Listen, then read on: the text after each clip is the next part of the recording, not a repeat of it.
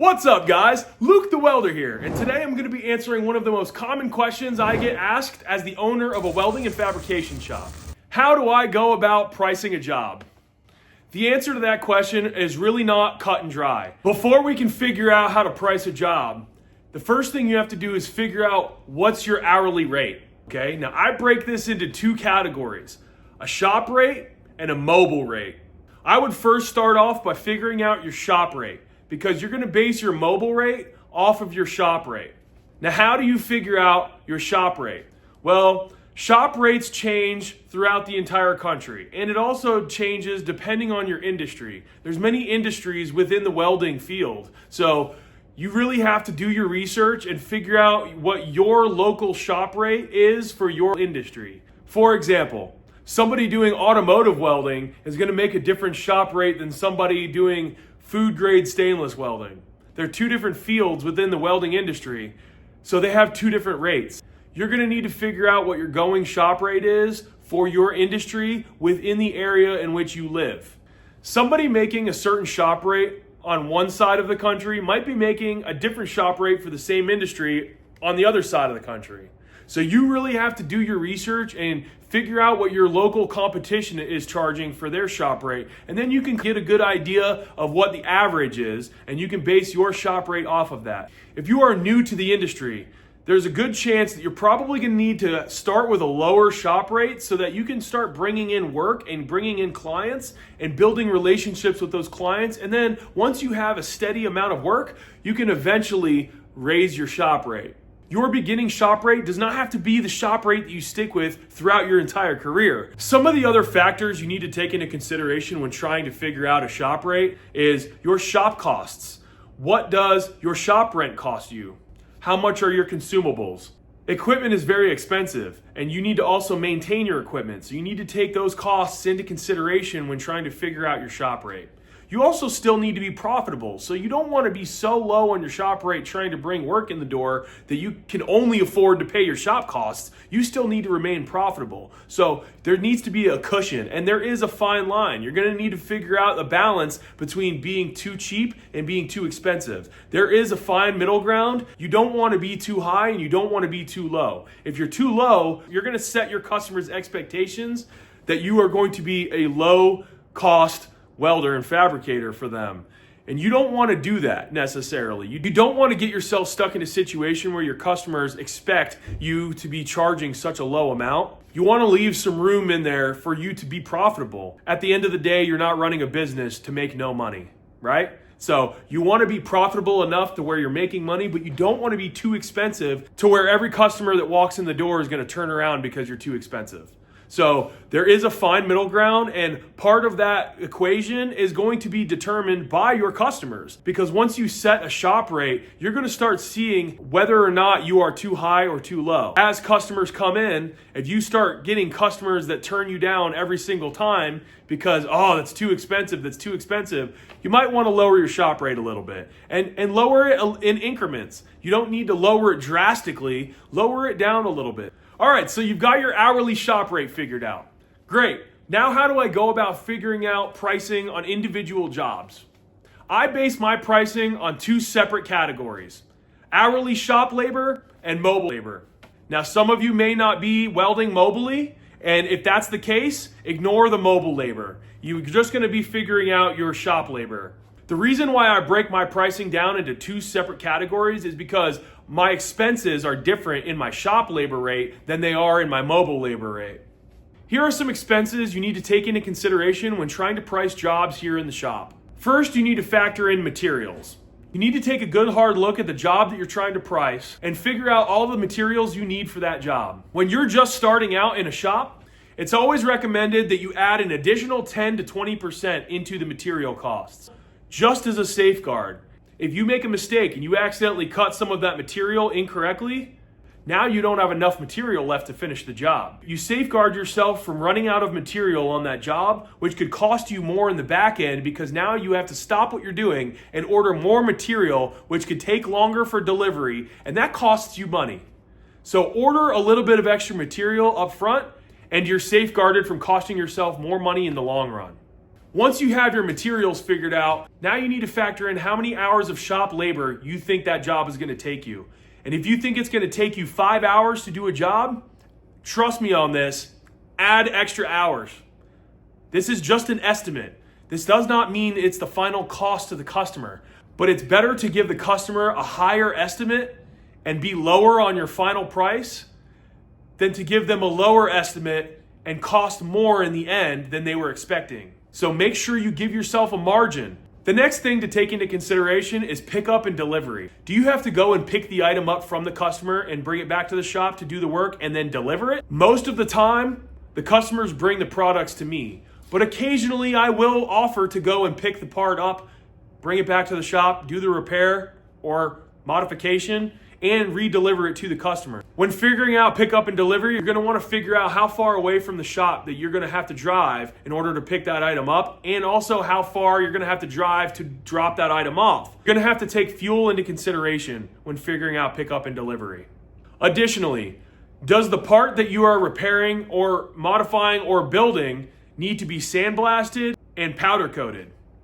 Sandblasting usually, at least in my area, costs about the same as the powder coating. I usually figure out what the part is going to cost to have powder coated, and then I will double it if it's going to be sandblasted. That's just a general rule for me in my area. Your area might be different. Your local sandblaster or powder coater may have different rates for sandblasting and powder coating.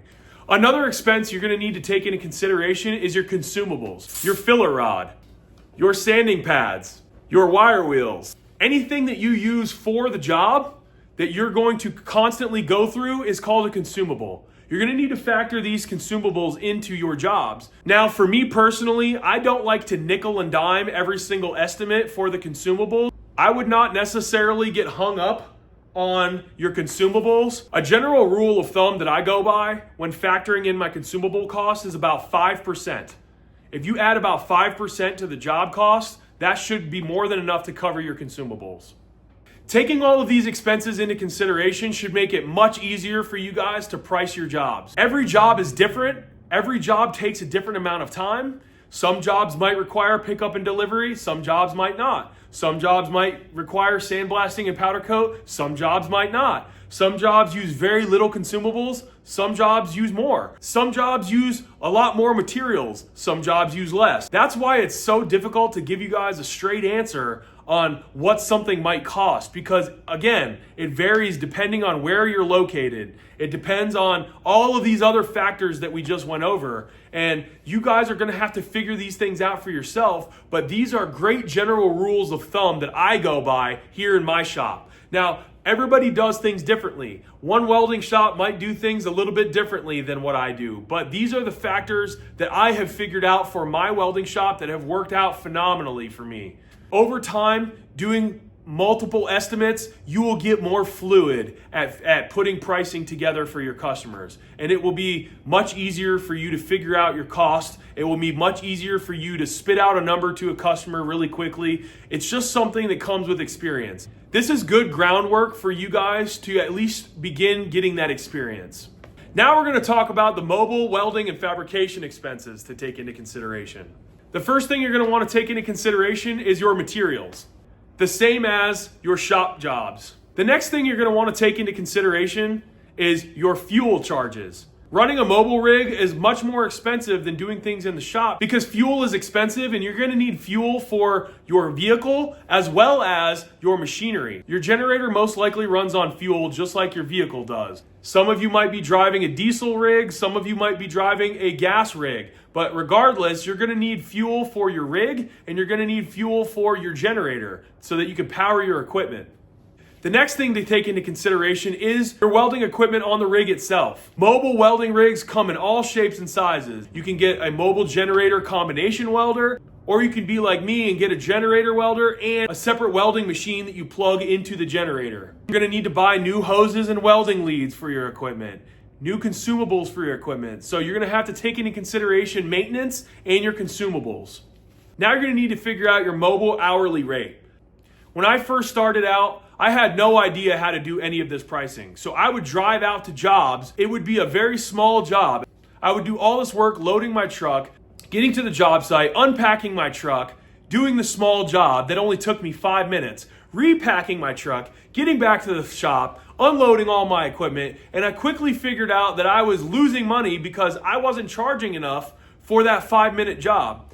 The general rule of thumb that I like to go by is I take my hourly shop rate and I double it for a 1 hour minimum. The reason why I have a 1 hour minimum is because it takes me time to pack my truck, drive all the way to the job site, and then unpack my truck in order to do the job. And then I have to repack my truck when I get done with the job. And then I drive all the way back to my shop and then unload whatever I need to unload. That can take up to an hour just to do all of that stuff. If you factor in all of your time doing all of those things, that's 1 hour right there. And that's not even including doing the job. So having a 1 hour minimum can save you from losing money as a whole. So I highly recommend that you do that. And then I charge a mobile rate for every hour after that minimum. So for example, let's say my 1 hour mobile minimum is $200 and my hourly mobile rate is $150 an hour. $100 for the first hour and $150 for every hour after that. In order to simplify all of this, the reason why I break it down the way that I do is because I basically include all of the smaller expenses like the fuel, the consumables, and the maintenance cost into my hourly rate. And then I add my materials on top of the hourly rate.